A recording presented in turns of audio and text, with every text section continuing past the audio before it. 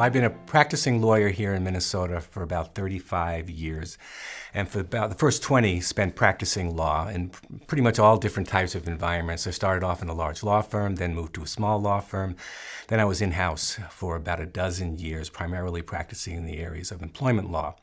And then about 15 years ago, I struck it on my own and became a coach and a consultant and helping lawyers and law firms in pretty much all areas: practice development, practice management, career counseling, and then, of course, helping lawyers transition throughout.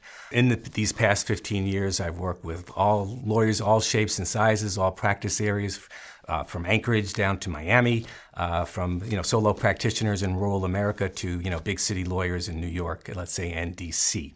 I like to tell people I know enough about every practice area to be dangerous, because all the lawyers, of course, didn't practice in employment law.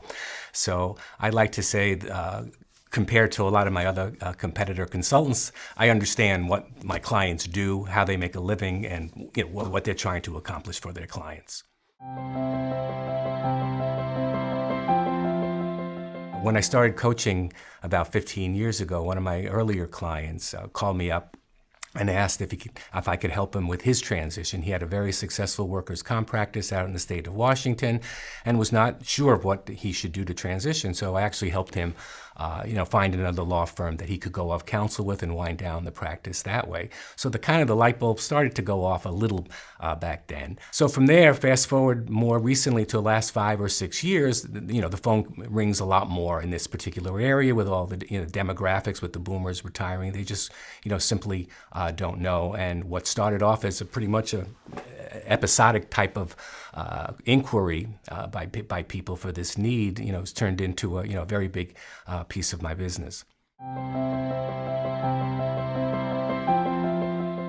I work with a successful owner of a practice where, I don't know if you call it school law, but he actually represented a lot of school districts, and the primary clients there were the superintendents and the school boards. He had a nice book of business in that particular area. At that point, he had no insiders.